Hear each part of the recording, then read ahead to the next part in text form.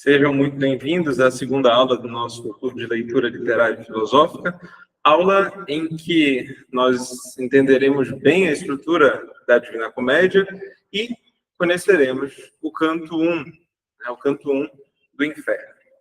Então, vocês se lembram que na aula passada nós tratamos de alguns passos para a leitura de obras literárias de modo geral. Isso é algo que eu apresento sempre que eu vou falar sobre literatura, que é entender que a literatura se comunica por meio de símbolos. Então, nós temos um primeiro objetivo, entender esses símbolos.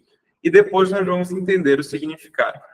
Não ficar nem somente num, nem somente no outro. Ou seja, não ficar somente no símbolo e ali querer entender toda a estrutura de modo minucioso, mas também não querer ficar somente no significado, ignorando o símbolo.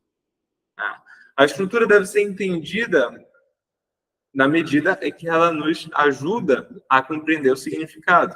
Mas, assim como para saber onde tem um fogo que é simbolizado pela fumaça, eu preciso ver a fumaça, assim também aqui na literatura eu preciso ver bem. E esse é o verbo específico mesmo, ver.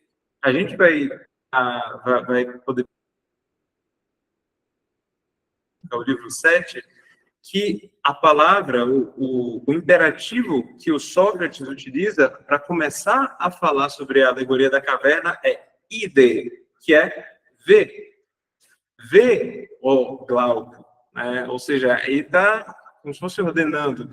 E aí alguns traduzem como imagina. Isso pode ser também. E eu digo o mesmo para vocês. Tentem imaginar as cenas que nós veremos, além de entender as palavras que eu falo.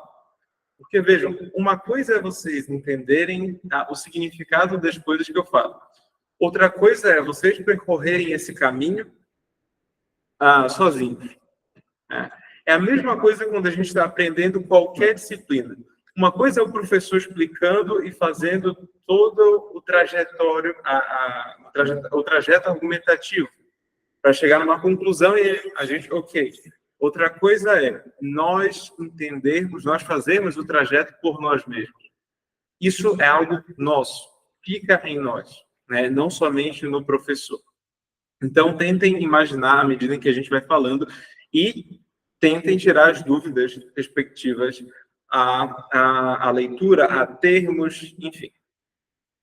Nesse primeiro ponto de visualizar o símbolo, existem duas outras partes sobre as quais eu não comentei na aula passada e que a gente vai fazer nessa aula. A primeira é perceber qual é o argumento do texto. O argumento é aquela mensagem principal. Como ele desenrola? Como é o seu desenrolar? Digamos, qual é o seu enredo, entre aspas, né? Que aqui não se trata bem de um enredo. E aí entender, em segundo lugar, quais são as suas partes. De que modo eu posso dividir? Por quê? Dizia Hugo de São Vítor, um grande medieval e pedagogo, que a memória se alegra na brevidade. Quanto mais nós conseguimos dividir alguma coisa em partes que vão englobar, e elas podem se subdividir, mas se a gente tem as partes gerais em mente, nós conseguimos entender ou relembrar melhor da mensagem, do poema, do texto, do argumento, etc. Por isso que, em lógica, nós estudamos as partes de um argumento, na retórica, as partes de um discurso, na poética, as partes de uma obra literária. E, a depender do seu gênero, nós conseguimos dividir e memorizar melhor, guardar. Da feita em que nós guardamos alguma coisa, a gente consegue refletir sobre ela com uma profundidade maior. A gente não depende mais do livro, não depende mais do professor. E aí o nosso entendimento gradualmente vai se dar de forma mais completa. Certo? Depois da relação entre símbolo e significado, passar para as referências e comparações com outros textos. O que é importante, mas isso vai surgir na medida em que vocês vão lendo outras obras. né? Não queiram sair de uma obra e pegar todas as outras que o autor cita. A gente vai ver no canto quarto que o Dante vai se encontrar com 4 poetas. E eu vou citar as obras dos 4. O Homero, o Ovídio, o Horácio e o Lucano. Eu vou falar da obra de cada um deles, e vocês vão ver coisas bem interessantes que vocês conhecem de alguma forma, vocês já ouviram falar, mas não sabiam onde estava, né? Isso daí, eu acho que o exemplo mais clássico é do Carpe Diem, né, que é uma dos cantos do Horácio. E a gente vai ver o que isso significa, onde se está, isso não significa aproveite o dia, né, e qual é o contexto em que isso se desenvolve. Isso é bem interessante. Mas eu não vou falar, vamos ler agora a obra do Horácio, do Lucano, que fala sobre a guerra civil. Não, é em Roma e tal. Não vamos fazer isso. Então, isso daqui é uma breve recapitulação do que a gente viu na aula passada.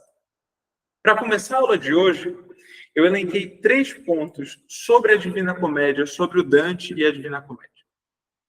Em primeiro lugar, uma nota distintiva da obra do Dante. Sempre que o Dante fala sobre algum assunto, ele tem essa característica, e a gente vê ao longo da obra de juventude, digamos, do meio da sua vida, que é justamente o ponto ao qual ele vai se referir, e da maturidade, ele tenta abarcar como se fosse toda a visão, toda a cena que é vista e que é descrita nas suas obras. Essa é uma tendência que não é tanto poética, pode ser de alguma forma, mas me parece ser mais filosófica. É a tendência de querer ordenar as coisas que estão na realidade. O poeta faz isso, é claro, ele tem que ordenar, por exemplo, uma cena. Com o Matheus, eu sempre converso que quando um poeta está escrevendo algo, parece uma câmera de cinema que vai passando, e quanto mais ele consegue fazer isso, melhor ele é. Ou seja, quanto mais ele consegue ter coerência na descrição, seja a descrição do movimento, seja a descrição de coisas estáticas, como se fosse, eu vou entrar num quarto e eu estou olhando para todos os móveis que estão ali, né? Ele é um poeta melhor, ele consegue nos fazer ver a cena com uma clareza melhor. O Dante tenta fazer sempre isso, né? Ou seja, ele tenta apresentar a cena nos seus mínimos detalhes, de acordo com o que é importante para a sua mensagem. Se fosse nos mínimos detalhes de tudo, seria impossível ele terminar a Divina Comédia, por exemplo, porque ele está num ambiente que tem muitos detalhes. Em cada canto, em cada cena, isso tem uma riqueza de detalhes enorme. Então, ele foca. E aí a gente tem que se perguntar, né? Mas por que ele está focando aqui? Vamos parar e pensar sobre isso. As comparações que ele faz vão nos ajudar nesse caminho, nessa resposta. Em segundo lugar, e aí um post que eu fiz no Instagram na semana passada, que o título era uma frase em grego que falava: o caráter do homem é o seu destino. Caráter em grego se diz ethos, daí que vem a ética, o estudo do caráter. Só que caráter é uma outra palavra grega que significa aquilo que é tatuado, digamos assim, aquilo que é escavado. Ou seja, é o que nós tatuamos nas nossas almas, o que nós escavamos e como nós modelamos a nossa existência. Esse é o nosso caráter. O Dante tomou esse princípio de que, a depender do caráter de cada um, assim será o seu destino. O seu destino nessa vida e na vida que virá. Os romanos falavam, tinha um adágio, né? Talis vita finis ita. Assim como é a vida, assim é o fim. E isso, às vezes, parece paradoxal, porque a gente se pergunta, como que pessoas tão boas sofrem tanto? E o Dante tenta responder isso de alguma forma, falando que a resposta final para tudo isso não está nessa vida. Né? A resposta final, o prêmio, digamos assim, está na vida que há de vir. Certo? Então, esse é um princípio que guia a Divina Comédia. Para ele escrever sobre a sua estrutura, a estrutura da Divina Comédia, ele segue esse princípio. E agora vamos lá para a estrutura propriamente da obra. Como é que a obra se divide? Então, a obra vai se dividir em 3 partes. Nós teremos o inferno, o purgatório e o paraíso. E cada uma dessas partes é dividida em cantos. O inferno terá 33 mais 1. Ou seja, por que isso? Vocês vão já entender, né? 1 mais 33. O purgatório, 33. E o paraíso, 33 cantos. Totalizando, então, 100 cantos. Lembrando, os números aqui não foram escolhidos aleatoriamente. 33 é a idade de Cristo, que Cristo morreu, 3 é o número da Santíssima Trindade. Esse número 3 vai estar sempre voltando aqui. Sempre. A gente vai ver como isso se dá. E nessa estrutura ele tem a liberdade para escrever o que escreve. Isso é algo sensacional, né? Dante, por mais que ele esteja amarrado em uma estrutura, mas, ao mesmo tempo, ela lhe dá liberdade para que ele possa escrever dentro dos seus limites. Né? Isso é algo curioso e que, às vezes, é difícil de explicar e difícil de nós mesmos entendermos. Ou seja, como é que alguém é livre estando em certos limites? É porque esses limites são como que um trampolim para que ele faça bem aquilo que ele faz. E a gente vai entender como isso se desenvolve, né? Além do número 3 nos campos. Certo. O primeiro canto do inferno, que é o que a gente vai ler hoje, é uma apresentação, uma introdução do poema como um todo. Né? E depois segue. Além disso, né, além dessa estrutura tríplice, em cada um dos cantos há 11 sílabas poéticas. Isso eu vou mostrar para vocês na leitura. Os italianos contam como 11. Eles chamam isso de endecassílabo. Endecassílabo. Deixa eu colocar aqui. Endecassílabo. Tá. Mas nós, portugueses de outra tradição, contamos como se fossem 10. E aí nós chamamos somente de decassílabo. Eu vou mostrar também para vocês. Mas o que é interessante? Se em cada canto tem 11 sílabas poéticas e se em cada verso, melhor dizendo, tem 11 sílabas poéticas e cada canto é dividido em conjuntos de 3 versos, então 11 vezes 3, nós temos 33 sílabas poéticas em cada um dos tercetos, que é esse conjunto de 3 versos. Né? Tercetos. Ou seja, o conjunto de 3 versos. E esses tercetos seguem uma rima. Isso é algo da Idade Média para o Renascimento, para a modernidade, para o classicismo, para a modernidade, enfim, já é algo mais próximo de nós, digamos assim, no âmbito literário. Os gregos e os latinos não utilizavam rimas, eles utilizavam outro modo de dividir o canto. Mas não por rimas, os versos, mas não por rimas. Então, o Dante se utiliza de uma rima. Ele não só se utiliza de uma rima, como ele cria essa rima, chamada terza rima.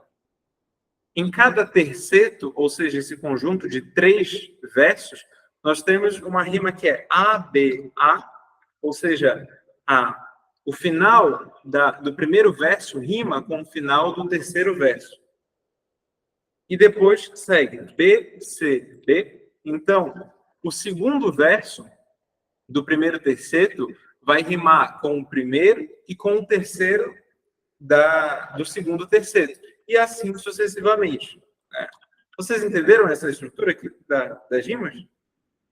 De modo geral?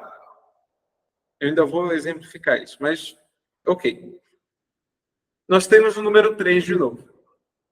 Essa estrutura dá uma dinamicidade para o texto, que é um texto longo, um texto denso, ele precisa ter alguma dinamicidade, ou seja, algum movimento que esteja presente na sua estrutura.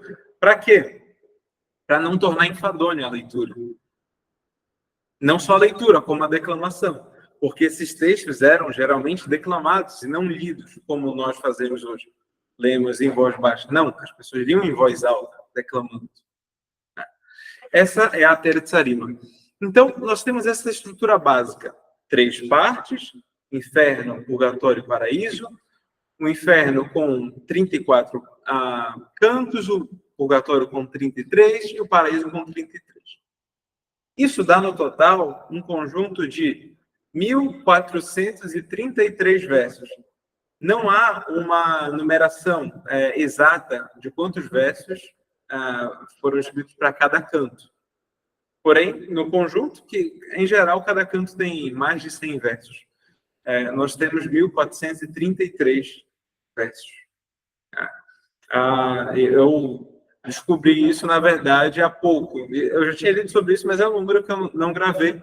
Mas um amigo meu que está na Alemanha falou, olha, eu vim para a Alemanha e encontrei uma placa de comercial falando a Divina Comédia de Dante Alighieri possui 1.433 versos. Eu falei, caramba, como assim? O cara está na Alemanha e tem uma placa no meio da rua falando isso. Falou, é assim. Eu falei, tá bom, então. Eu vou guardar agora essa informação. Certo. O inferno, por sua vez, é dividido em 9 círculos. O paraíso em 9 círculos e o purgatório, melhor dizendo, em 9 círculos e o paraíso em 9 círculos que são já no céu. Como assim? Tenta imaginar o que eu vou falar agora e dar a licença poética, digamos assim, ao Dante. Muitos acreditavam que tudo o que existia em termos de continente da sua época ia da Espanha às Índias. Da Espanha às Índias, somente o hemisfério norte, digamos assim. Tomando ali a parte da África, do norte da África, o Mediterrâneo todo. E para o sul, o hemisfério sul, era todo tomado por água, com exceção de uma montanha que ficava no meio do hemisfério, que é a montanha do Purgatório, a montanha sobre a qual nós já vamos ver aqui. No topo dessa montanha estava o paraíso terrestre, onde estiveram Adão e Eva. Como é que isso surgiu? Bom, isso surge porque Lúcifer significa aquele que porta a luz. O anjo criado, que era mais perfeito, estava mais próximo de Deus, ele é expulso do paraíso. Ele sendo expulso do paraíso, ele cai na terra. E ele caindo na terra, ele cai em Jerusalém e ele faz um buraco na terra, que vai até como se fosse o seu centro, num formato de um cone. Tá? E ele fica preso ali no fundo. Essa estrutura toda é a estrutura do inferno. É esse cone que, tendo as suas bordas maiores e vai se afunilando, significa o seguinte: os vícios onde há mais pessoas são também os menos graves, os mais leves.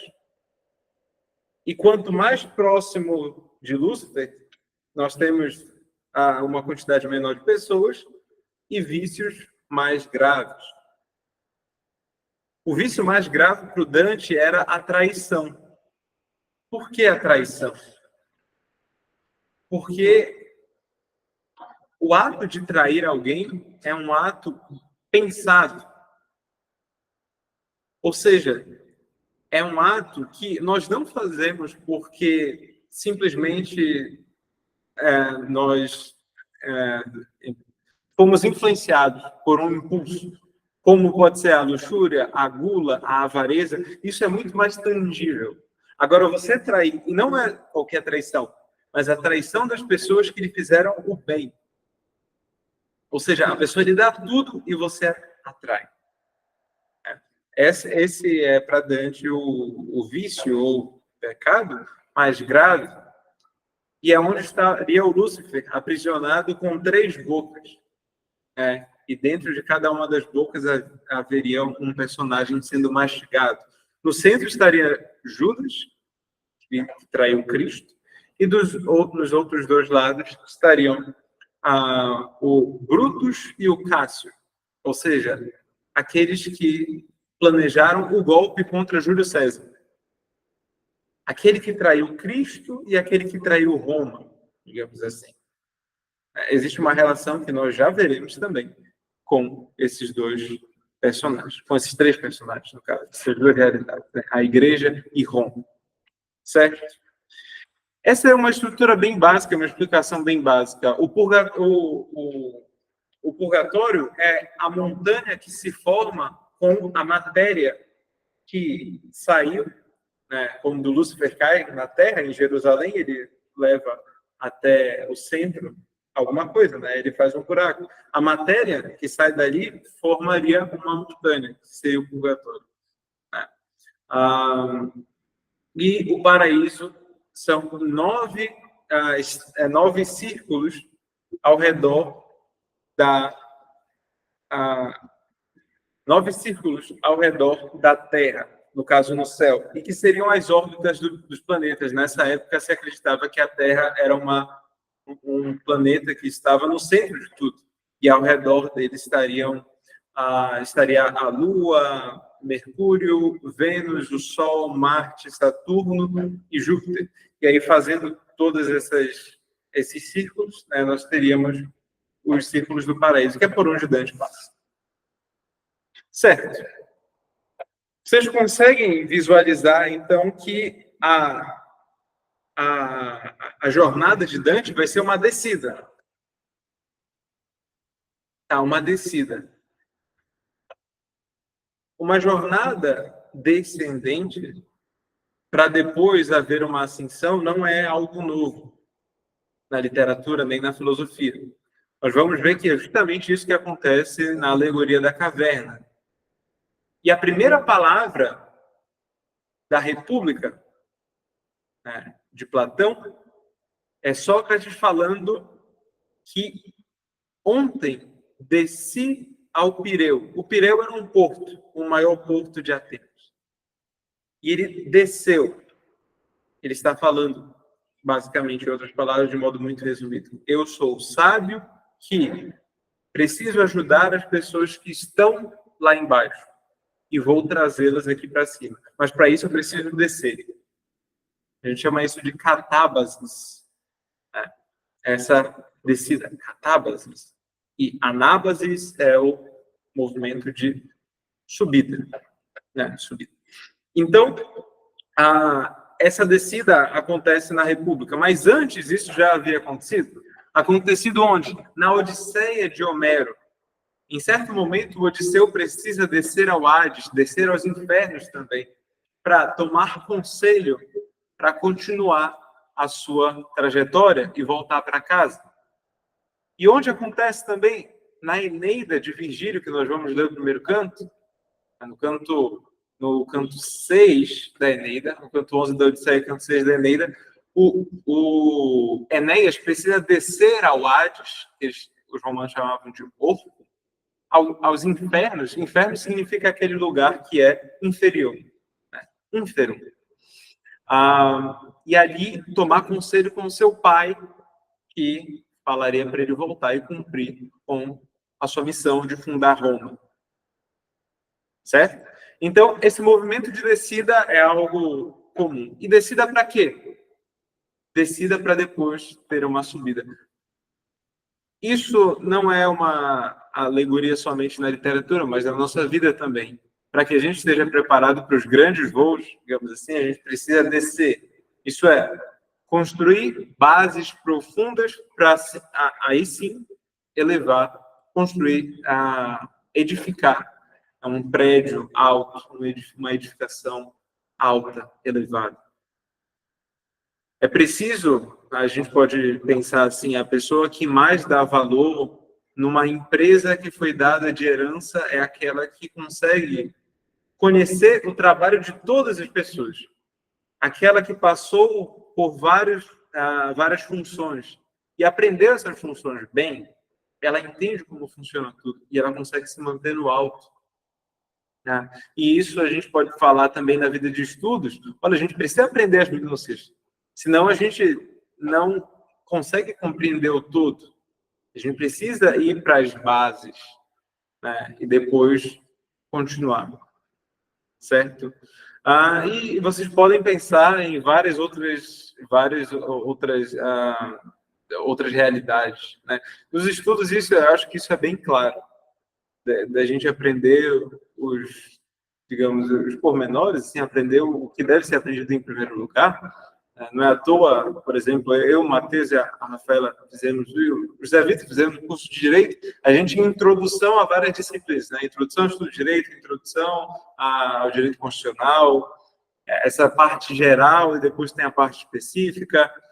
O Thor, que faz medicina, também tem isso, né? De ver, em primeiro lugar, as partes, digamos assim, da fisiologia, depois o estudo das células, o estudo dos tecidos, e depois ir para o estudo dos sistemas, e depois focar em cada uma das partes.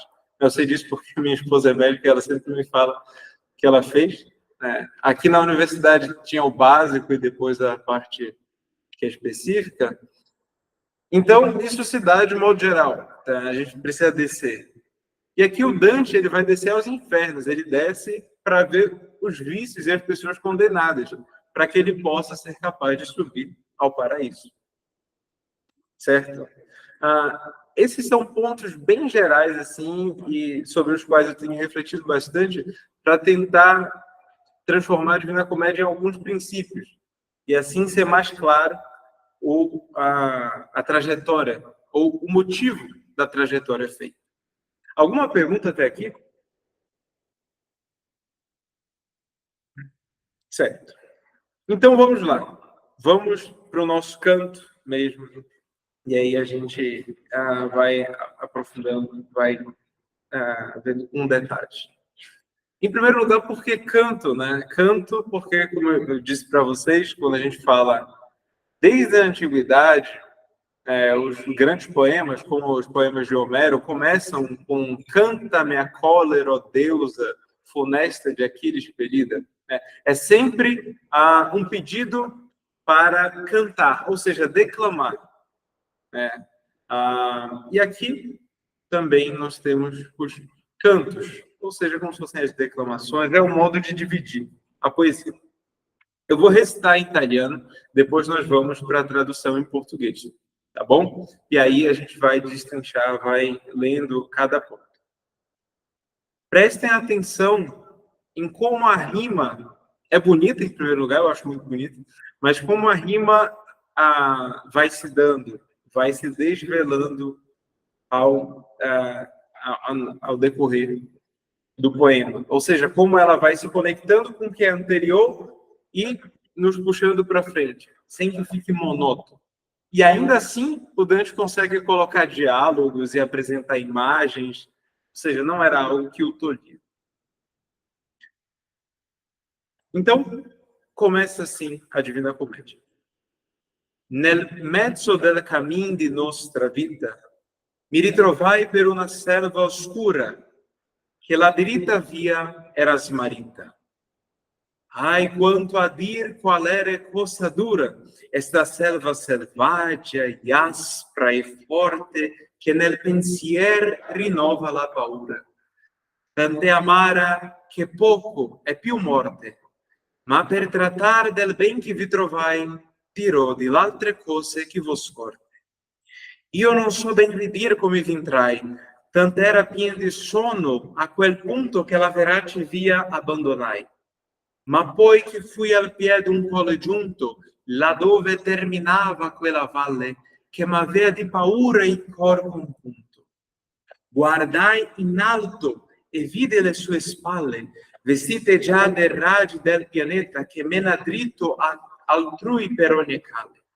E come quei che con lena affannata, uscito fuori del pelago alla riva, si volge all'acqua perigliosa e guata, così l'animo mio che ancora fuggiva si volse a retro a rimirar lo passo che non lasciò giammai persona viva. Poi, che possato un poco il corpo lasso, ripresi via per la piaggia deserta, sicché il pie fermo sempre era al più basso.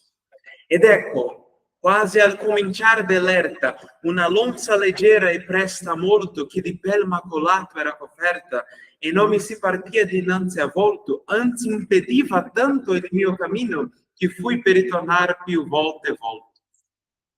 Tempera dal principio del mattino, e il sol montava su con quelle stelle che erano con lui quando l'amor divino mosse di prima quelle cose belle. Sì, che a bene sperarmi era cagione di quella fera la gaeta pelle, l'ora del tempo e la dolce stagione, ma non si che paura non mi desse la vista che m'apparve d'un leone. Questi parea che contra me venisse con la testa alta e con rabbiosa fame, sì che parea che l'aere ne tremesse. Ed una lupa che di tutti brame sembiava carca nella sua magrezza e molti genti fe già viver grame. Questa mi porse tanto de gravezza con la paura che uscia di sua vista che io perdei la speranza dell'altezza. E quale che volentieri acquista, e giunge il tempo che perdere lo face che in tutti i suoi pensieri piange sta trista, tal mi fece la bestia senza pace, che venendomi incontro a poco mi ripigneva là dove il sol tace. Mentre chi rovinava in basso loco, dinanzi agli occhi mi si fu offerto, chi per lungo silenzio parea fioco. Quando vide costui nel gran deserto, miserere di me, gridai a lui, qualche tu sia o d'ombra o d'uomo certo. Risposemi, non uomo già fui. E li parenti miei furono lombardi, mantovani per patria ambidui. Nacqui sub Iulio, ancor che fosse tardi, e visse a Roma sotto il buon Augusto nel tempo degli dei falsi bugiardi. Poeta fui, e cantai di quel giusto, figliol d'Anchisse che venne di Troia, poiché il superbi lion fu combusto.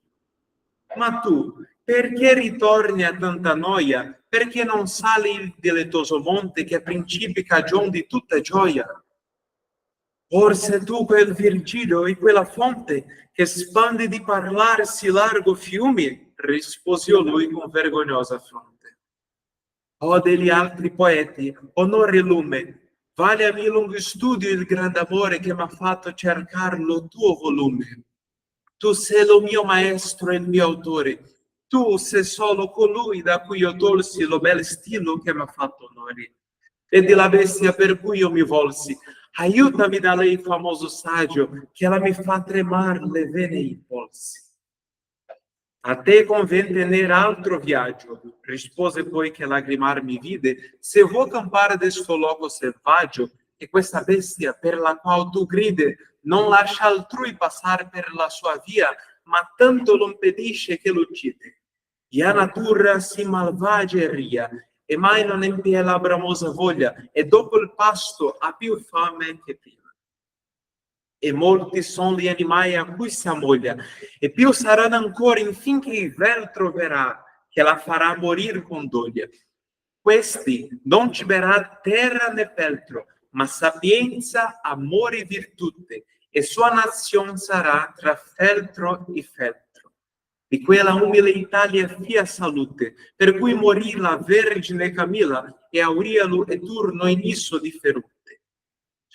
Io, per lo tuo me penso discerno, che tu mi segui e io sarò tua guida, trarrò di qui per luogo eterno. Ovvio udirai le disperate strida, vedrai l'antichi spiriti dolenti che alla seconda morte ciascun grida, e vedrai coloro che sono contenti nel fuoco, perché sperano di venire quando che sia la beata gente. Alle quali poi se tu vorrai salire, anima fia ciò più di me degna, con lei ti lascerò nel mio partito. E quell'imperatore che lassù regna, perché fu ribellante alla sua legge, non vuole che in sua città per me si venga. In tutte parti impera, e qui vi regge, qui vi è la sua città e l'alto seggio. Oh, felice colui qui vi elegge. Ed io a lui, poeta, io ti richiedo per quello Dio che tu non conoscesti, a ciò che io fuga questo male peggio, che tu mi meni là dove dicesti, se che io veda la porta di San Pietro e coloro cui tu fai con tanto mesti.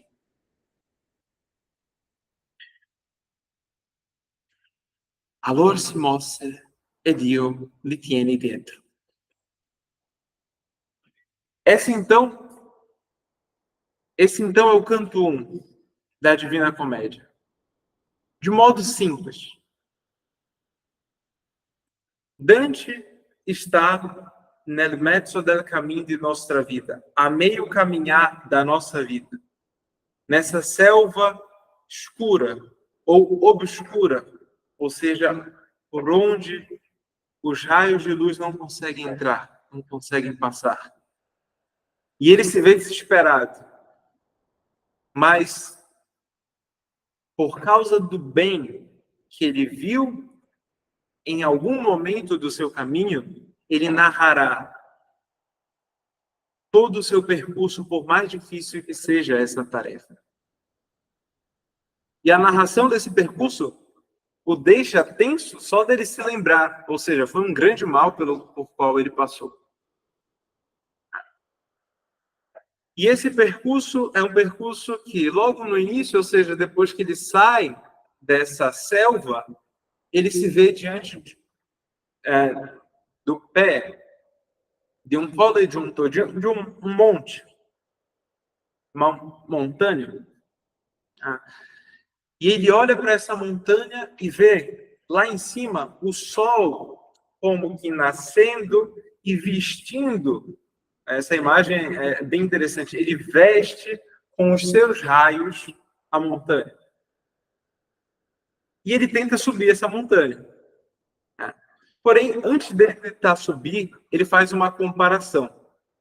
Ele diz que, assim como aquele que saindo de um mar perigoso, ou seja, saindo de um naufrágio, olha para trás e respira aliviado, assim também foi comigo, quando eu saí dessa selva selvagem.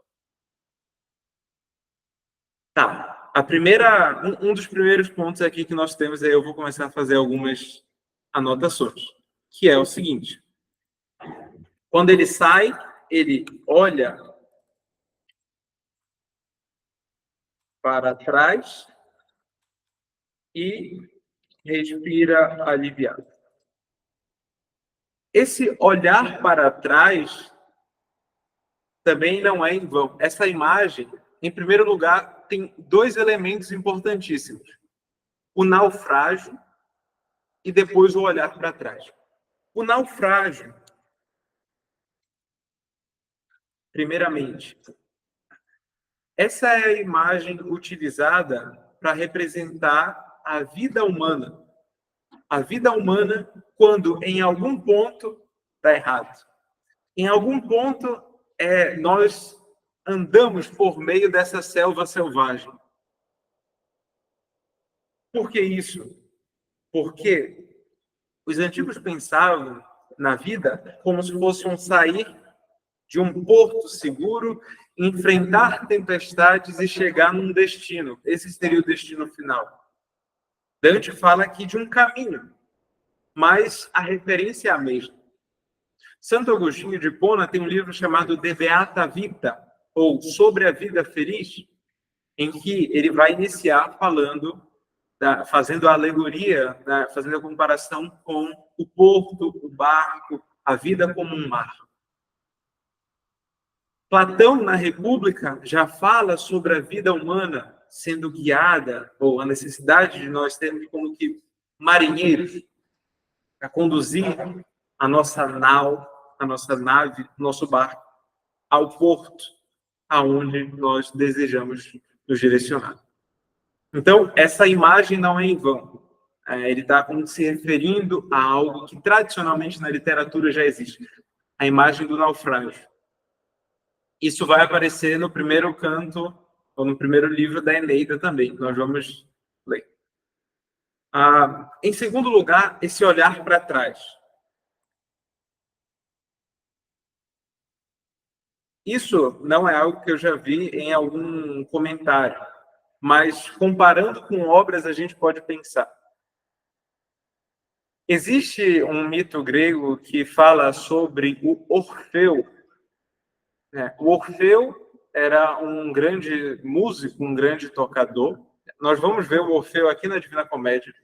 E tem até uma ópera do Monteverdi, Cláudio Monteverdi, sobre a descida do Orfeu aos infernos. Outra imagem sobre a descida aos infernos. Isso era muito comum na mitologia grega.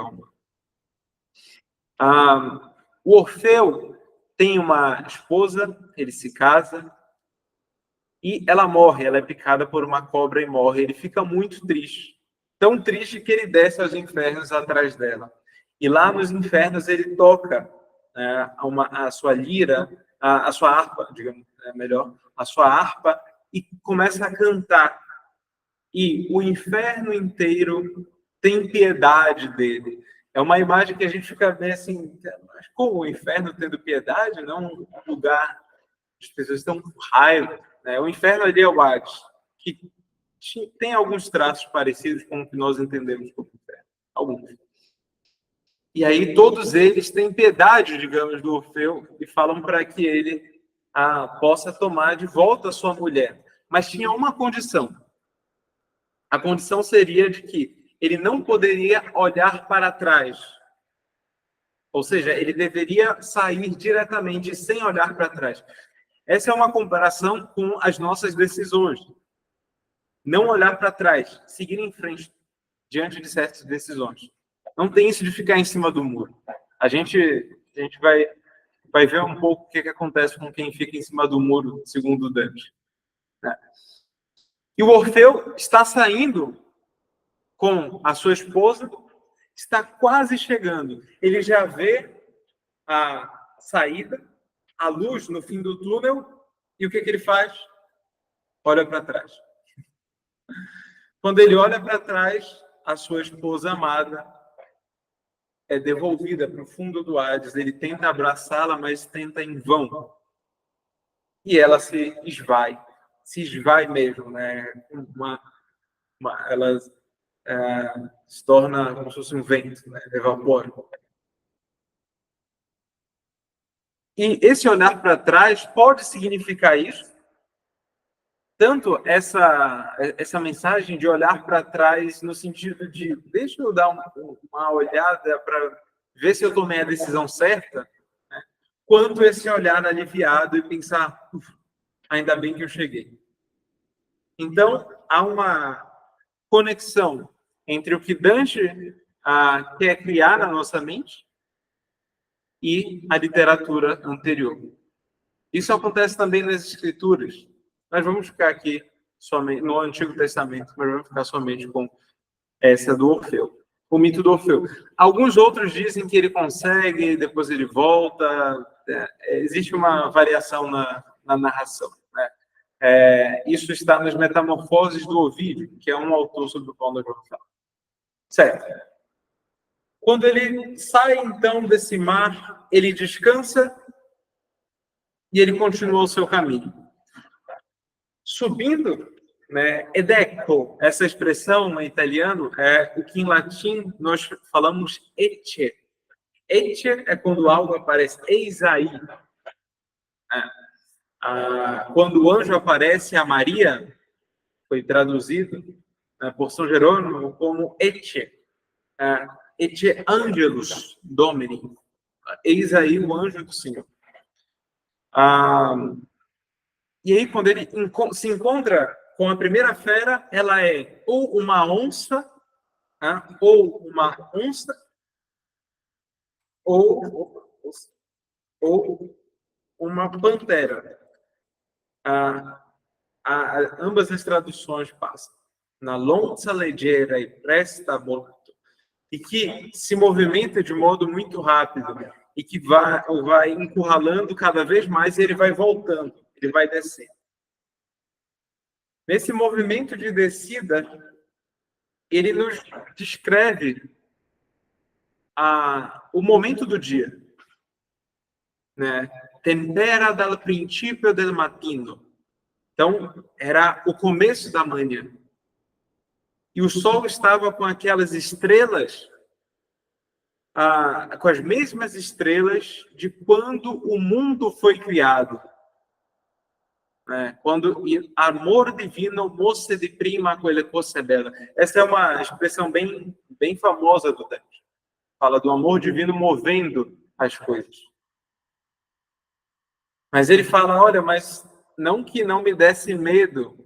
Eu estava com medo, por quê? Ainda mais porque diante de mim apareceu um leão. Um leão que estava com a testa alta, como se ele estivesse com o peito estufado. Uma posição, tenta imaginar, uma posição soberba. A posição do leão mesmo, o leão como rei das selvas, em cima de uma pedra, digamos assim, com o peito estufado, olhando para ele, e ele paralisou diante daquilo. E houve ainda uma terceira fera que apareceu diante dele. E essa talvez é a principal. A loba. Eduma lupa. A loba. Por que essa é a principal? Bom, a loba, como vocês bem sabem, o que simboliza na história de Roma, o animal que salvou Rômulo e Remo, da onde sairia o fundador de Roma, os fundadores de Roma, e o primeiro rei, Rômulo. Daí que Roma se chama Roma, e os que habitam ali são os romanos.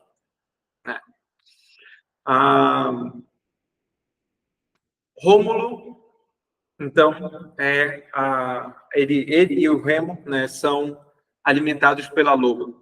A loba ali significa um sinal de salvação, de certa forma, mas aqui ela significa outra coisa, o seu oposto, na verdade, como se fosse a sua corrupção. Certo. Vamos focar aqui nessa primeira parte do poema. A gente pode dividir em duas partes digamos, essa introdução. A primeira parte seria toda essa apresentação, onde ele estava, o que ele faz, e o encontro com as feras. A segunda parte é o encontro com aquele que vai salvá-lo das feras, em especial da loba. Vejam só, o Gustave Doré fez algumas ilustrações para isso. Aqui o Dante, isso daqui são gravuras, quer dizer, ilustrações. Ele fazia gravuras também. É um pouquinho diferente de uma pintura. Assim. Aqui o Dante na selva, o Dante diante da pantera ou da onça pintada, o Dante sendo perseguido pela loba, aqui com o Virgílio, e ambos seguindo depois o caminho. Certo. Isso vocês encontram facilmente na internet, essas imagens. São bem interessantes. A selva selvagem, nel mezzo del cammino, tem algumas representações, alguns significados, digamos assim. Em primeiro lugar, uma grande dificuldade pela qual Dante estava passando. Dificuldade essa que pode ser interpretada do ponto de vista moral, ou seja, ao invés de moral, vou usar o termo existencial, no sentido de que o Dante não sabia o que fazer. Qual caminho eu devo tomar? E aqui é interessante porque ele já traz um elemento, a vida como caminho. Esse elemento é muito importante porque se a vida é um caminho e ele pode se perder na sua jornada, isso significa que há um caminho reto. E ele fala que a delita via eras marita, estava perdida. Então, a vida é um caminho. Essa é uma noção muito distinta de entender a vida como um conjunto de acontecimentos que não tem sentido algum. Ou seja, nós vivemos aqui dia após dia e eu não direciono a minha vida para um lugar. As coisas são aleatórias, ou seja, são tomadas pela sorte. Tá? Uma expressão que no direito utilizam muito, que tem a ver com isso, é alea iactas, né? É como se fossem os dados estão lançados, a sorte está lançada. A vida é aleatória ou a vida é um caminho?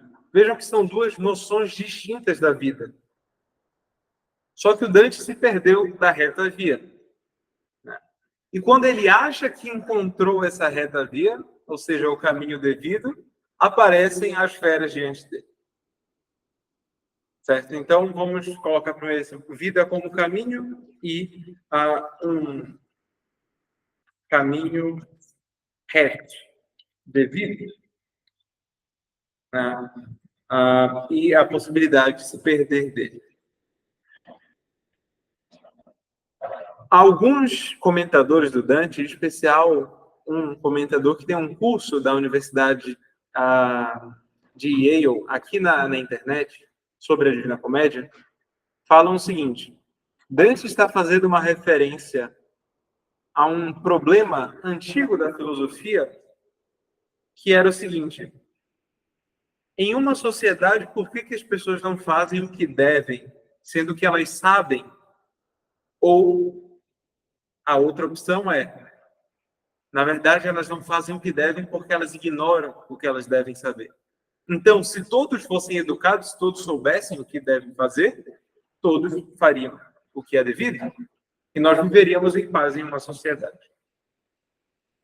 Mas a questão é, pensem em vocês, nós sabemos muitas coisas que nós devemos fazer, mas nós não fazemos, a maioria delas. Falta alguma força, ou seja, há algo além do conhecimento.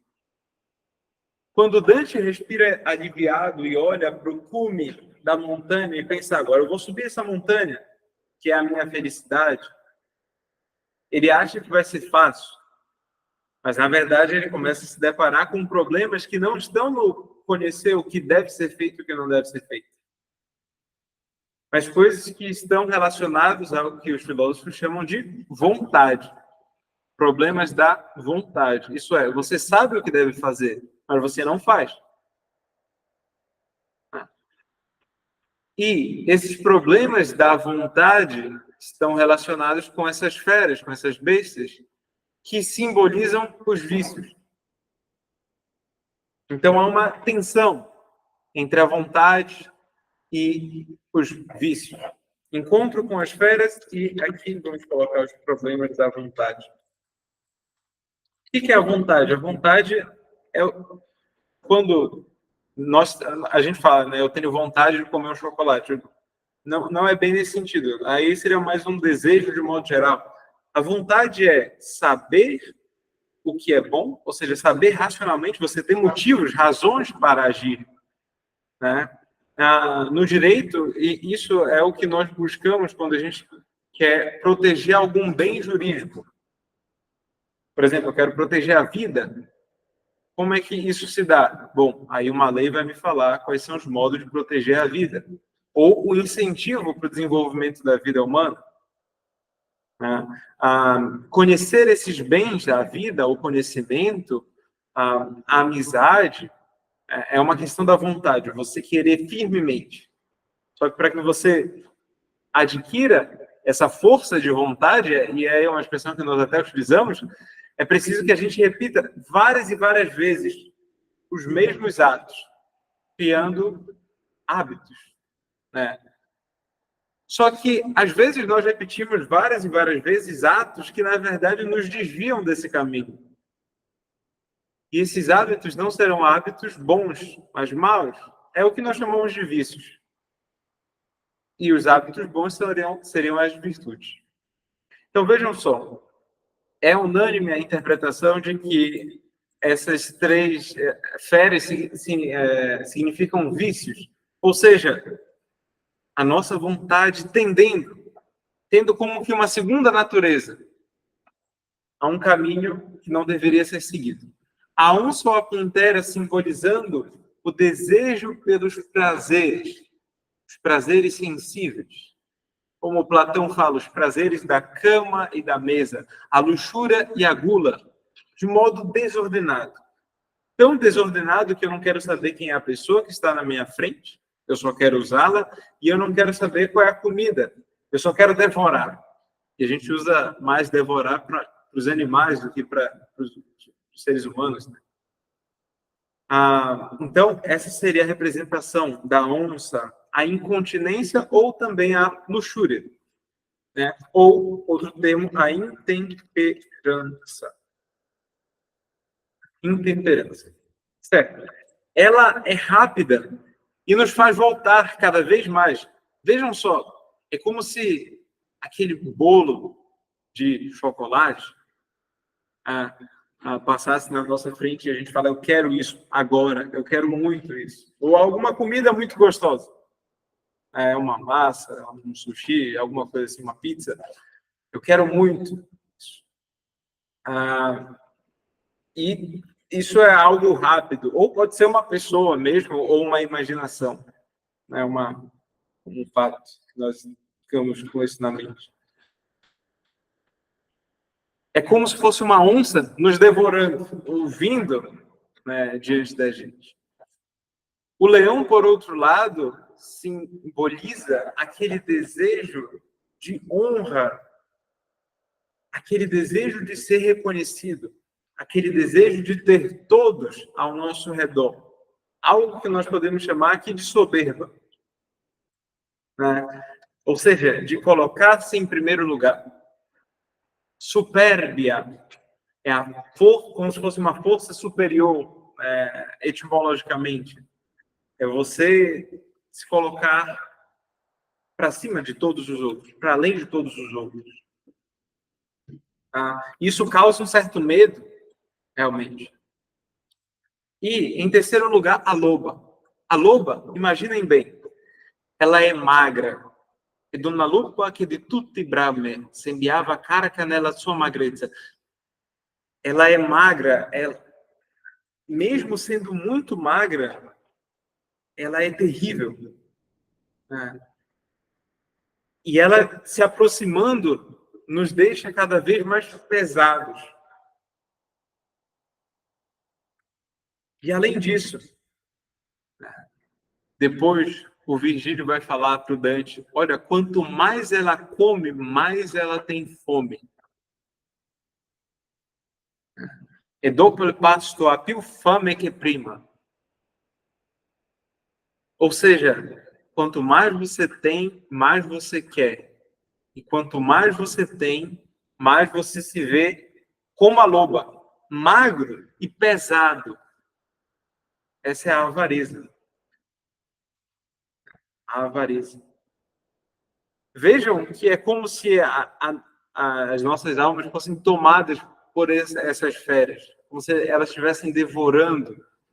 E a gente vai como que se transformando nelas também. A gente não fala que um homem pode ser como um lobo em pele de cordeiro, né? Aqui é como se a nossa alma fosse se metamorfoseando nisso. É por isso que, por sinal, a obra do Ovídio se chama As Metamorfoses. Todas as personagens que estão ali descritas se transformam em alguma coisa. E há, por sinal, um dos retratos do Ovídio que se chama o Lycaon.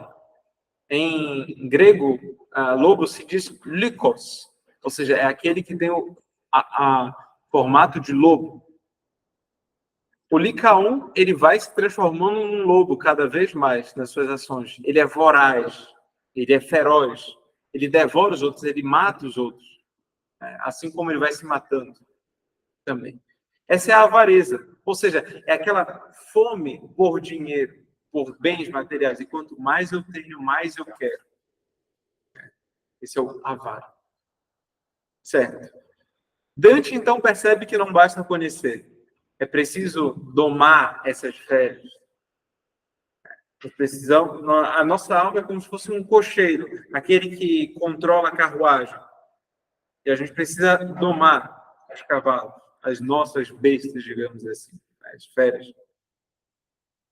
Só que ele não consegue sozinho.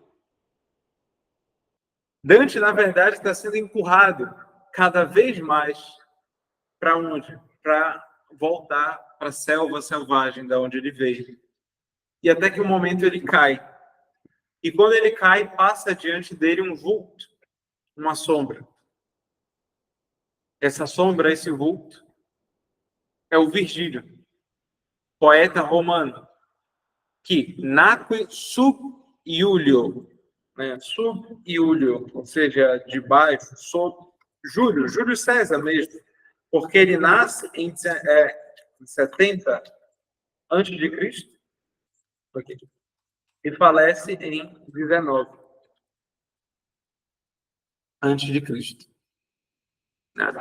Em geral, colocam com um J aqui, tá? Mas a letra J não existe em latim. Ela foi inventada no francês. Esse som de J, como nós temos, não existia. A gente falava tudo como se fosse I. Assim como o V também não existia, era tudo U. Mas, enfim, nacque sub Iulio.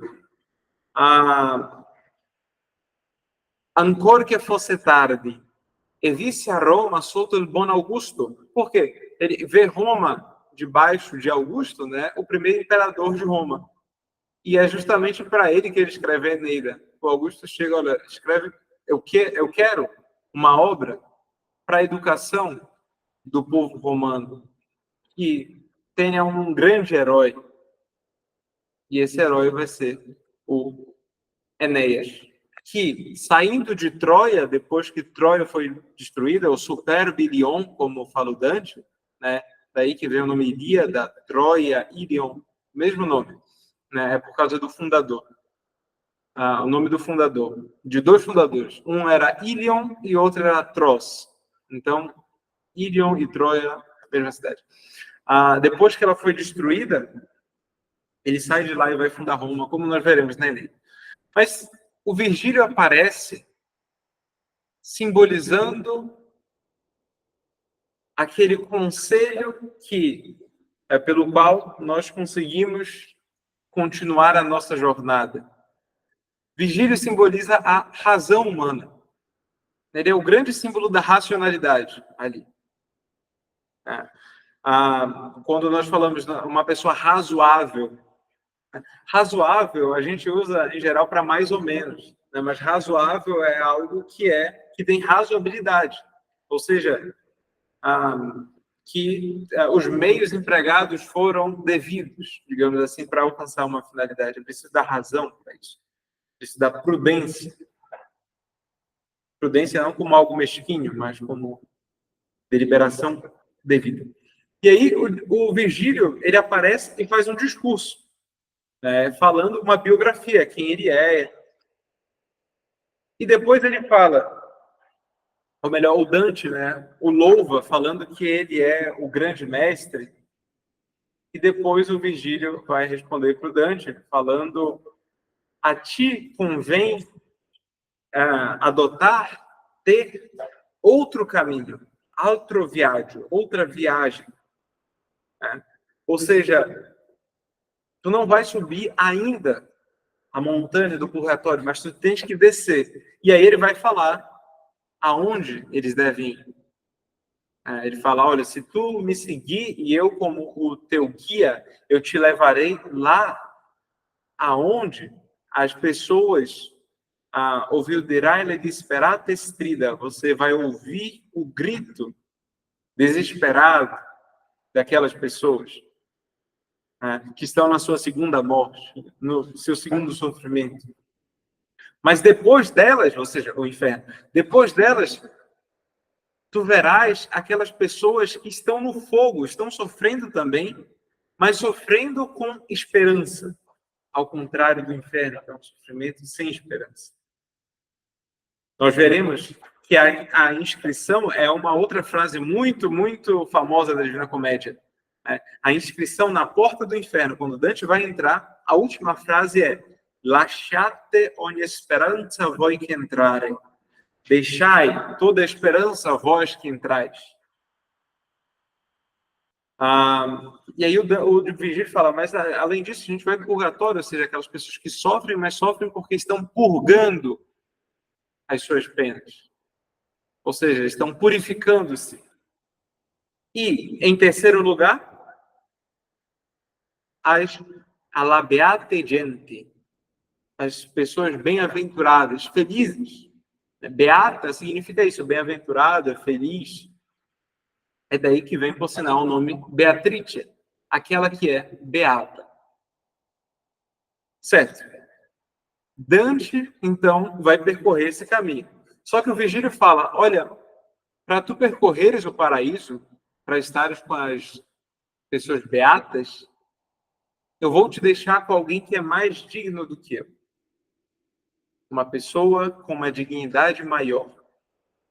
E aí tu vais poder. Mas por quê? Porque eu fui rebelde à lei de Deus e eu não posso, e eu não fui salvo. E aí o Virgílio fala, conclui a sua frase, né? Que felizes aqueles que foram eleitos. Quão felizes são os eleitos. E aí o Dante tem piedade do seu mestre o agradece desde já pelo percurso que vai fazer. E ele está com alguma esperança de ver aquelas pessoas beatas e as pessoas sobre as quais o Virgílio fala com tanto mesto. Mestus, em latim, é o adjetivo que significa como que triste, pesado. Et coloro e tu fai com tanto mesto. Allor si mosse e io li tieni dentro. Então o Dante aceita, o Virgílio se move e o Dante vai atrás dele. Esse é um panorama do canto 1. Vocês conseguem visualizar as imagens de modo geral aqui? Certo? Temos mais 2 pontos. Eu vou falar sobre uma alegoria que ele faz nesse caminho e depois nós vamos para o texto em português. Mas desde já, vocês têm alguma dúvida, alguma pergunta? Não? Ou algum comentário queiram fazer? Fiquem à vontade.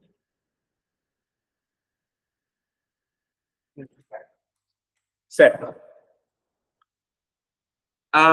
O Virgílio fala em certo momento, no seu discurso, na sua apresentação, depois ele fala, olha, essa besta, essa fera, a loba, que está te perseguindo, ela mata qualquer um que passa pelo seu caminho.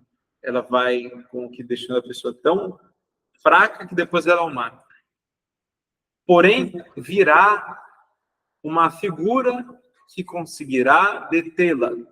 E aí o Virgílio fala o veltro. No fim que veltro verá, ela fará morir com dólha.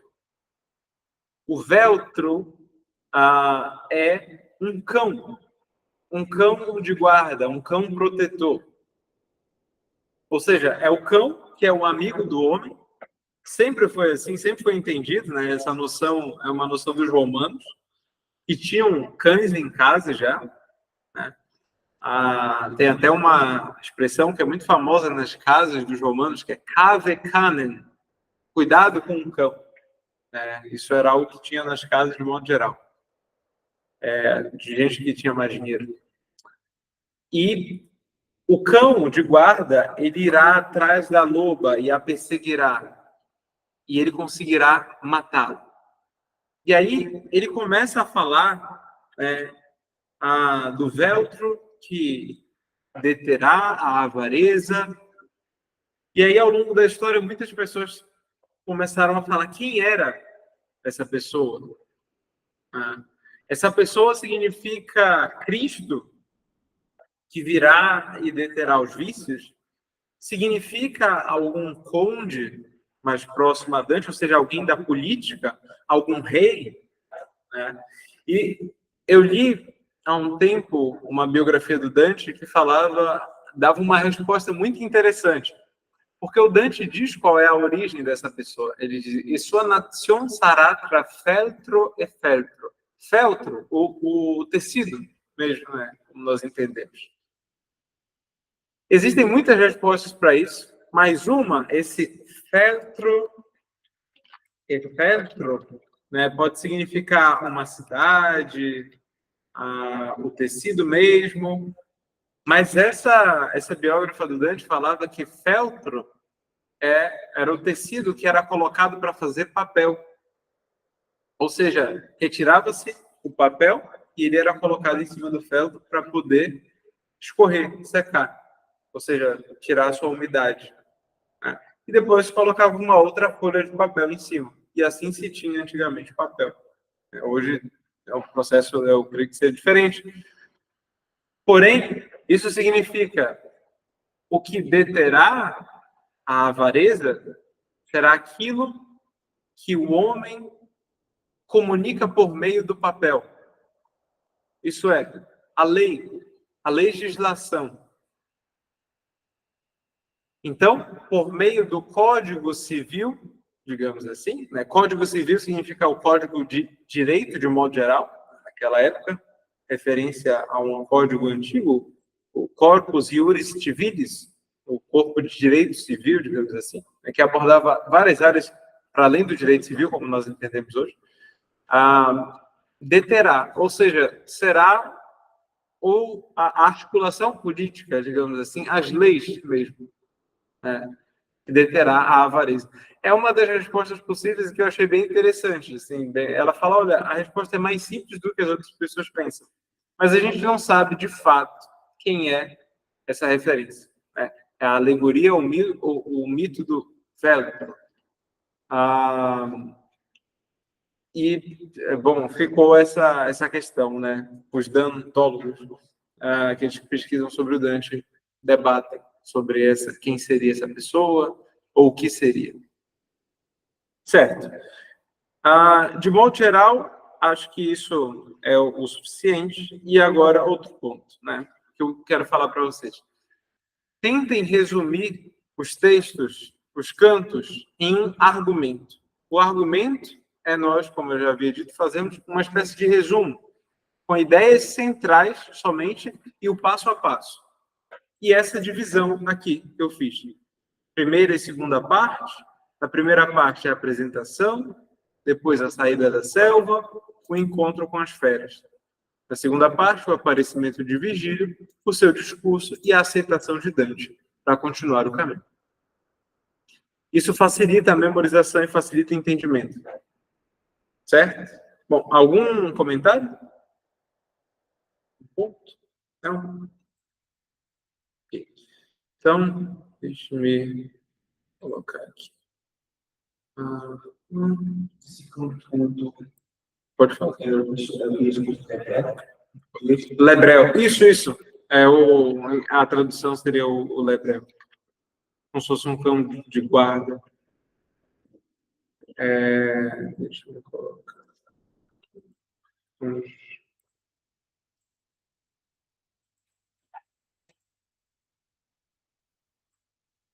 Vou esclarecer as frases e termos que você, porventura, não tem entendido, e mais alguns pontos. Né? Então, ele começa. A meio caminhar de nossa vida, fui me encontrar em uma selva escura, estava a reta minha via perdida. Ou seja, a noção de caminho, de via devida e ter se perdido.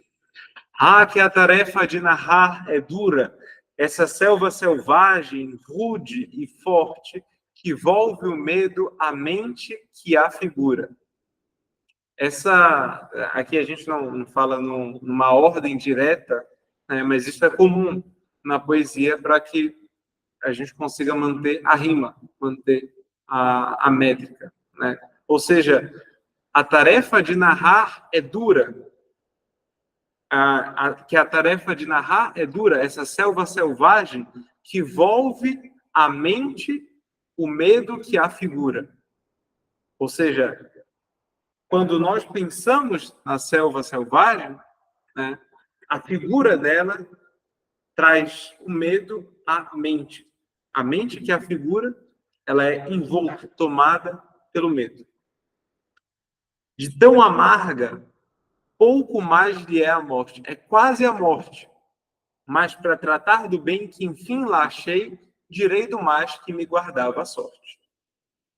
Então, eu vou falar porque eu encontrei muitas coisas boas. Há um bem muito grande em tudo isso, pelo que eu passei. Isso é como se fosse um depoimento de alguém que passa por algo terrível, uma tragédia, mas ainda assim vai falar em algum momento. Como lá fui parar, dizer não sei. Tão tolhido de sono me encontrava que a verdadeira via abandonei. Essa questão do sono é um sono de não saber mais guiar a própria vida. Ou seja, ele não sabia o caminho por onde ele estava indo. Não tinha mais o controle, digamos, com o que a gente já viu. Não tinha mais o domínio da própria vontade. Não conseguia mais fazer o que devia fazer.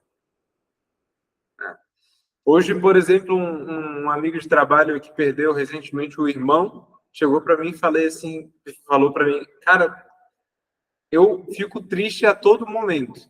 Eu não sei o que fazer. É claro, eu recomendei a ele procurar um terapeuta. Mas ele falou, eu não entendo isso. Com tudo que eu fazia e que me alegrava antes, eu fico triste. Não consigo pensar em outra coisa senão a tristeza. Né? Então é como se tivesse sido completamente tomado por aquilo. Ele não consegue sair. Às vezes a gente se encontra num estado assim, a gente precisa de auxílio de outra pessoa para sair. O Dante vai ter o auxílio aqui porque ele não conseguia realmente sair, ele estava sendo tomado por aquilo.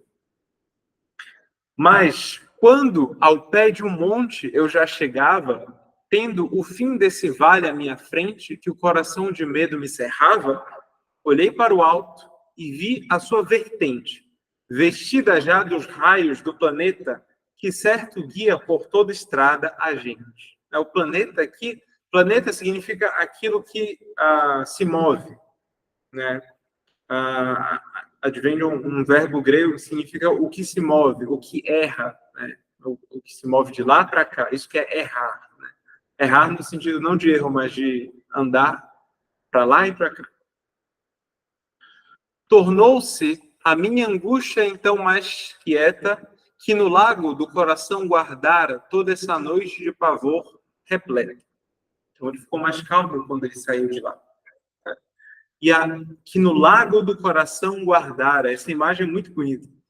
A angústia estava toda no lago do coração dele. E essa noite que ele passou com tanto pavor, ou seja, é uma imagem para mostrar esse ser tomado por alguma coisa.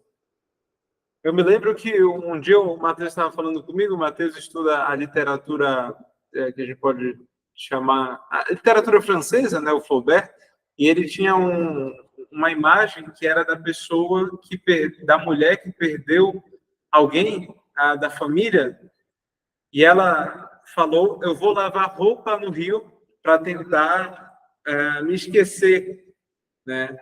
E quando ela chega no rio e ela vê ali as raízes de alguma... Eu vou fazer uma comparação, não sei qual era a planta, depois eu falo, como se fosse uma Vitória Régia. Ela vê as raízes de alguma planta aquática e ela pensa que é como se fossem os cabelos da pessoa que morreu. Ou seja, é como se a morte estivesse em todo lugar. Né? É o que Dante quer falar. A angústia estava o tomando. A angústia é algo que estava dentro do peito dele, estava o tomando. E como aquele que ofegando vara, aquele que sai, né, ofegante, vara o mar bravio e da praia atingida volta-se a onda perigosa e a encara, aqui ele faz uma comparação com o que ele viveu. Minha mente, nem bem de lá fugida, ou seja, que acabou de sair, voltou-se a remirar o horrendo passo que pessoa alguma já deixou com vida. Voltou-se para a selva, né? E horrível, pesado. Após pousar um pouco o corpo laço, o corpo pesado, cansado, me encaminhei pela encosta deserta com o pé firme, mais baixo a cada passo. Ou seja, não dando um passo muito grande, mas ele ia de modo mais firme, cada vez mais, recuperando as suas forças. E eis que, Edeco, ao encetar a rampa certa, ao começar a subir, né, uma onça ligeira e desenvolta, de pelo maculado recoberta, saltando à minha frente e à minha volta, tanto me obstava a via do meu destino, que mais vezes voltei-me para a volta.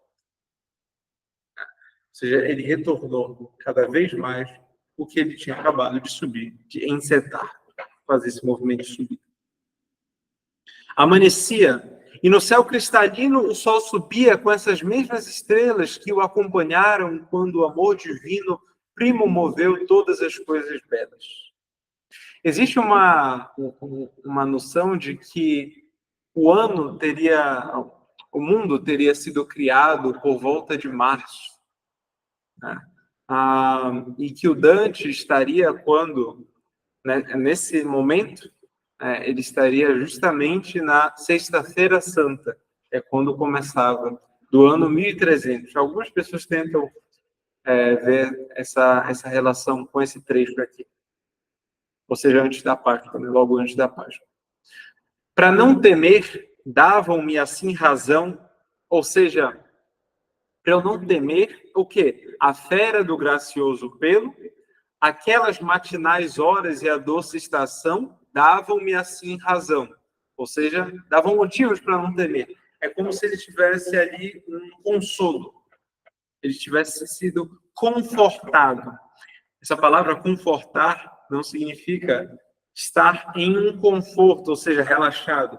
Confortar significa tornar-se forte, né? Confortar, tornar-se forte.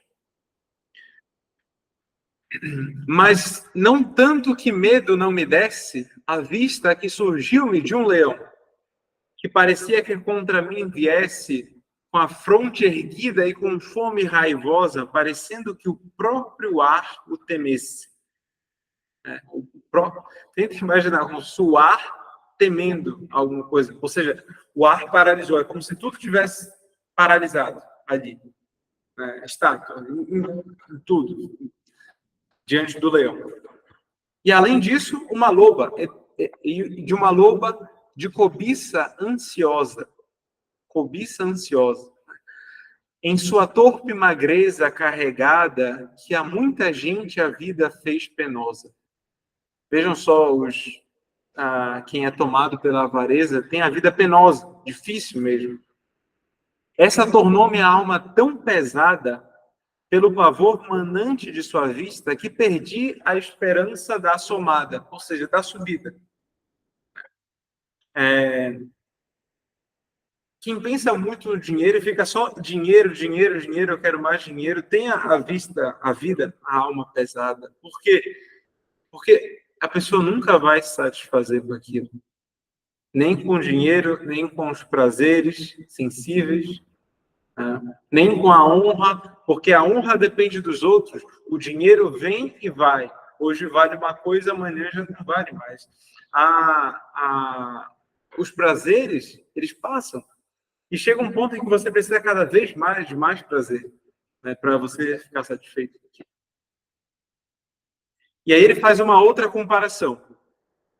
Qual pessoa que seus bens lê da conquista, ou seja, felizmente, de modo feliz, conquista, e o tempo de perder vem alcançá-la, que em todo o seu pensar só se contrista. É aquela pessoa que tem dinheiro, mas vem o tempo de perder. Ou seja, vem o momento em que ela vai perder aqueles bens. E ela só pensa nisso, só pensa nisso. Tal fez-me a fera que não há aplacá-la, ou seja, não há como aplacá-la. E pouco a pouco, para trás impelido, eu regredia para lá onde o sol cala. Ou seja, ele estava voltando para a selva selvagem. Quando eu já para o vale descaído, tombava, ou seja, quando ele já estava descendo o vale descaído, tombava, quando eu já tombava ali, à minha frente um vulto incerto que por longo silêncio emudecido, parecia e rompeu no grão deserto. Ele apareceu diante de mim, um vulto incerto. Tem piedade de mim, gritei-lhe então. Quem quer que sejas, sombra ou homem certo? E ele me respondeu, homem já não, homem eu fui. E foi de pais lombardos, mantuanos ambos da minha geração. Ou seja, ele nasceu ali perto de onde hoje é Mantova. Nasci sub Iulio, ainda que em tempos tardos, e vivi em Roma sob o bom Augusto e os dolosos de deuses, de então deuses bastardos. Poeta fui. Cantei aquele justo, filho de Anquise, que de Troia a volver, quando o soberbilhão foi combusto. Quando a grande Troia foi queimada, incendiada. Mas tu, por que ainda tornas a temer? Por que não galgas? Por que não sobes o precioso monte, princípio e causa de todo prazer? És tu aquele vigílio, aquela fonte que expande do dizer tão vasto flume? Ou seja, aquela fonte, na mitologia grega, a fonte era de onde saía a água da inspiração. Em certo momento, um cavalo alado chamado Pégasus teria dado um coice em uma pedra de onde jorrou água. Essa é a água que as musas colhem e dão para os poetas. Em outras palavras, isso significa a fonte da inspiração. Né? As musas representam a sabedoria e a memória unidas. Né? E aí elas dão inspiração. Então, tu és aquele vigílio, aquela fonte que expande do dizer, do falar tão vasto, rio. Eu respondi, ou seja, da tua fala sai tanta inspiração. Respondi eu com vergonhosa fronte. Ó, de todo poeta, honor e lume. Ou seja, ele é iluminação e honra. Valha-me o longo estudo e o grande amor que me fez procurar o teu volume. Tu és meu mestre, tu és meu autor. Foi só de ti que eu procurei colher o belo estilo que me deu louvor. Dante não escreveu no mesmo estilo que Virgílio. Ele desenvolveu um estilo novo. Né? Desenvolveu o estilo da sua época, criando a rima e criando muitas imagens. Mas ele tomou a inspiração muito grande do Virgílio. Né? Tanto é que ele é o seu mestre aqui. A ti convém seguir outra viagem, tornou-me ele ao ver-me lacrimejando, para escapar deste lugar selvagem. Que esta fera da qual estás clamando, em seu caminho barra os viandantes, tanto os impede que acaba os matando. Ou seja, essa fera, a loba, vai impedindo aqueles que estão no caminho e acaba os matando. Seus impulsos perversos e aberrantes fazem que nada poderia saciá-la. Do pasto é mais faminta após que antes.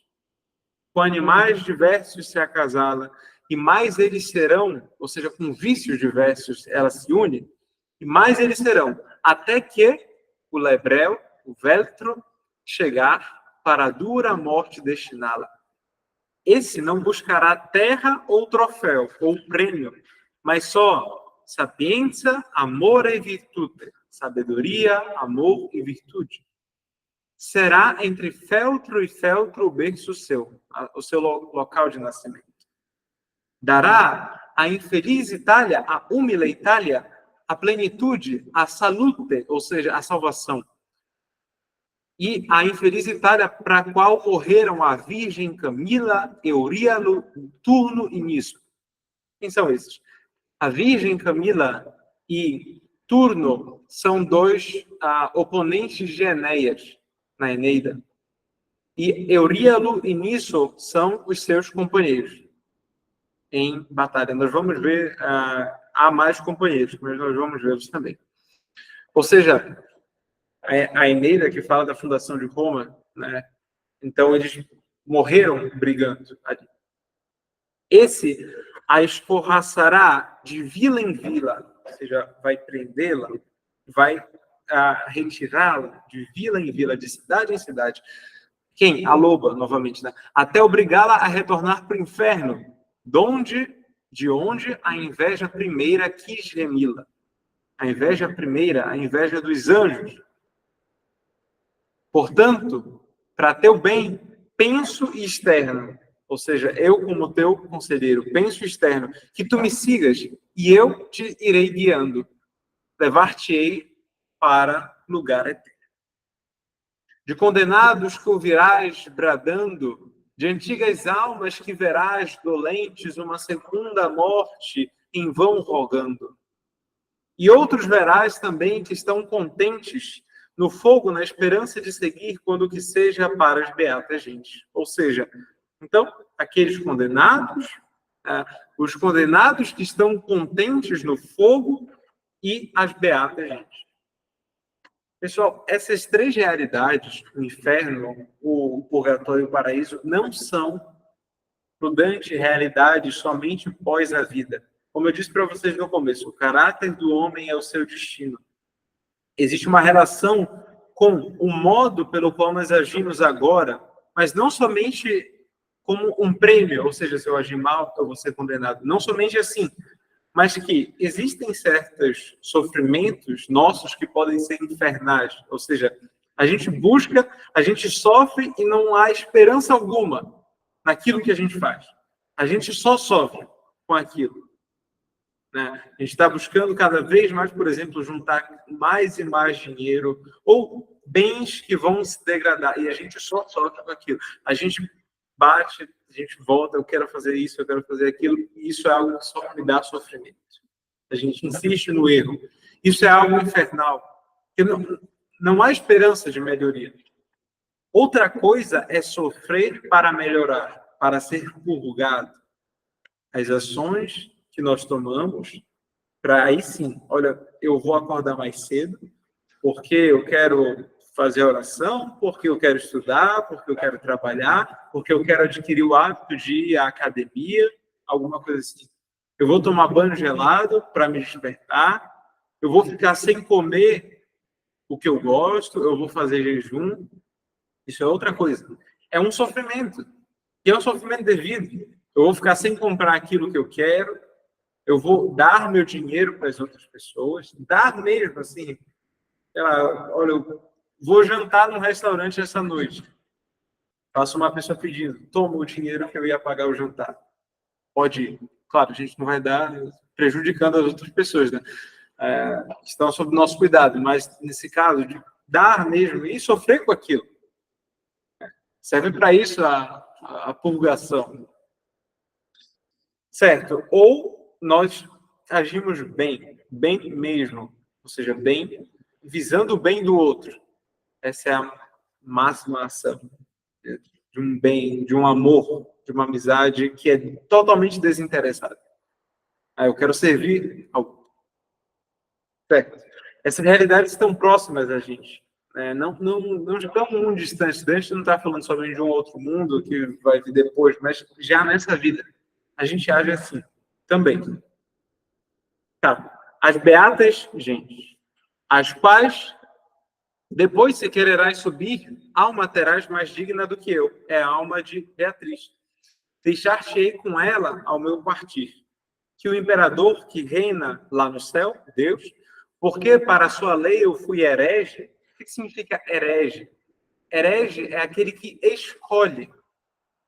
Em grego, a gente diz airesis, é o verbo para escolher.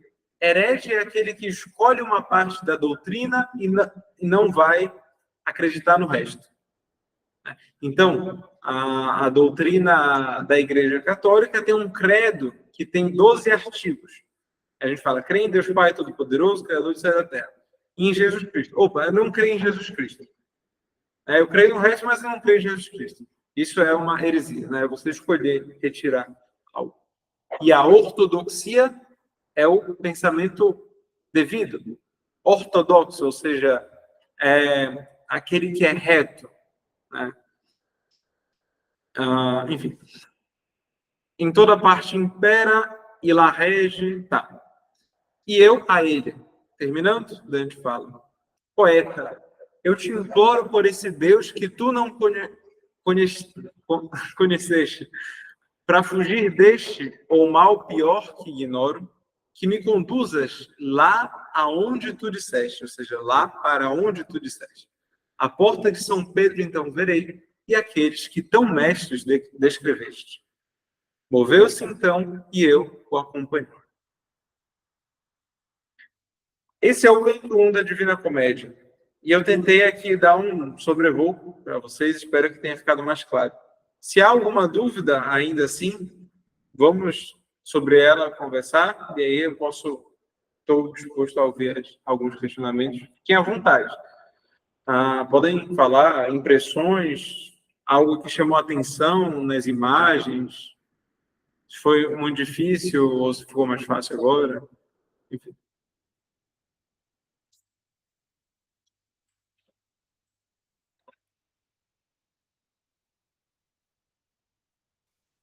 Tinha só uma dúvida, o tradutor é o da editora 34? Da 34, a gente está usando a edição da 34. Tá certo. O Ítalo Eugênio. Ítalo, por sinal, esse nome, né? Ítalo significa aquele que é da Itália. A Itália advém de um rei que lá governou que se chamava Ítalo, né? Por isso se chama Itália. Eu já disse para vocês que nós somos latinos porque o Enéas se casou com a filha, a Lavínia, a filha do latino, do rei latino. Nós somos também latinos por causa disso. Isso é bem interessante. A gente vai ver a história de Roma, da fundação de Roma, a relação entre a Eneida e Rômulo e Remo, e também, né, com o Virgílio, etc. Vocês acharam que ficou mais claro o texto a partir desse comentário? Ótimo. Quando ele fala de condenados por justiça as almas condenadas uma segunda morte do mundo, esses dias é o inferno. Isso, é o inferno. E outros lugares também que estão contantes no fogo na esperança de seguir, seria o purgatório. O purgatório. Meu Deus, quando ele seja para os beatos eles, necessariamente esse não seria para isso. Não, ele está falando, relacionando o purgatório com o paraíso. Quando que seja, ou seja, de seguir em algum momento as beatas gente ao paraíso.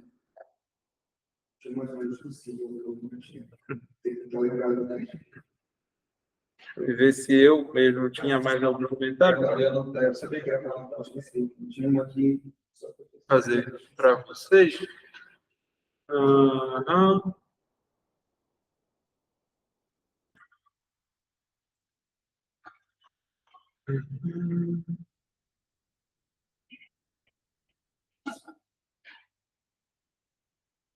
Bom geral isso. Tem alguns comentários aqui, mas são poucos, né? Porque assim, para cada trechinho desse, vocês viram que a gente pode fazer um comentário bem longo e em diversas camadas, né? E isso é normal. Na aula que vem, a gente vai falar sobre o canto 2, né? O canto 2, em que o Dante tem como se fosse uma crise existencial aqui, mas não é só isso. Ele se questiona: eu sou digno de seguir esse caminho? E ele começa a se comparar com pessoas mais elevadas. Ele fala: eu não sou Enéas, eu não sou São Paulo. Como assim?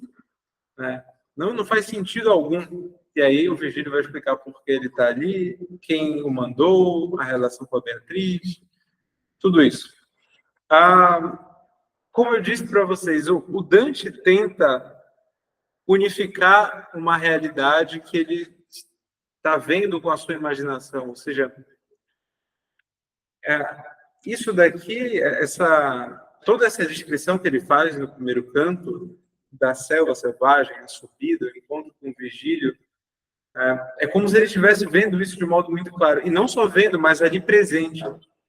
Isso dele estar ali presente tem uma diferença, porque é como se ele estivesse vivendo tudo aquilo, e não escrevendo de um ponto de vista distante. Ou seja, isso se aproxima não somente do Dante, mas de todos nós. E também vivemos essas mesmas realidades. E podemos passar, sendo como se fôssemos o Dante, por todas as outras realidades pelas quais ele vai passar junto ao Virgílio. Então, tem essa... Aham. Essa célula, necessariamente, ela já é um inferno, ela faz parte do inferno, ou ela é como se fosse um meio termo entre o inferno? Não, ela não é o inferno. Na verdade, é um caminho por onde ou você desce e segue para o inferno, ou você subiria e seguiria para o purgatório. Muito boa essa questão, porque para a gente imaginar, a selva está próximo de uma praia. E diante dessa selva, no final da selva, tem uma montanha e um buraco, digamos assim. A gente vai entender como... Quer dizer, é o que eu expliquei para vocês. Né? Ele vai fazer uma descida. E no ponto mais baixo, ele vai encontrar uma saída pela qual ele vai começar a escalar a montanha do purgatório. Eu coloquei, vocês viram no Notion, eu acho, eu coloquei uma imagem do Sandro Botticelli, que descreve isso, né? Descreve muito bem a imagem do inferno de Botticelli, que é uma imagem muito famosa. Ele também fez algumas pinturas, no caso, não ilustrações, como o Doré, e que falam sobre a Divina Comédia. Muitas outras pessoas fizeram. Deixa eu mostrar aqui, o José Vitor perguntou. Imagens.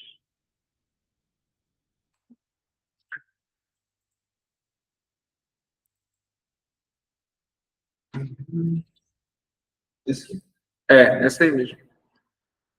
Imagem do Botticelli do Inferno. E aí vocês... existem boas edições disso daqui, que a gente consegue dar um zoom bem interessante. Né? Aqui é onde Dante teria encontrado com o Virgílio. Né? A imagem é cheia de detalhes. A selva seria aqui em cima. E aí ele vai passando. Esses daqui são eles. Né? Aqui, esse é um rio, o rio Aqueronte. Nós vamos ver sobre isso. E aí eles vão descendo. Então, vejam só. Essa é a descida, né, pela qual eles vão passando até chegar lá, aqui embaixo, onde estaria Lúcifer com 3 cabeças devorando, como eu disse para vocês, Judas, Brutus e o Cássio. Lúcifer está no gelo, não no fogo. Isso é muito, muito interessante, né? A gente tem, em geral, a imagem que o inferno é fogo até chegar aqui. O que é o gelo? O gelo é ausência de calor. O que é o frio? É ausência de calor. O que é o mal? O mal é a ausência de bem. Não existe algo que seja mal em si. É como se fosse um asfalto com um buraco. É uma ausência, uma privação. Então, ele faz essa relação bem filosófica, da tradição de Aristóteles e São Tomás de Aquino. Então é isso, pessoal. Tem mais alguma dúvida? Algum comentário? Não? Ótimo. Podem falar. Fiquem à vontade mesmo. Eu estou aqui justamente para ouvi-los. Mas então é isso. Na aula que vem a gente parte para o canto 2 e a gente vai fazer... só uma coisa. Ficou claro esse método? Assim, ler em italiano, depois ler em português, explicar algumas coisas? Ótimo. Então, isso já me dá um bom parâmetro. Tá bom, então, pessoal, vou parar a gravação e a gente continua na próxima aula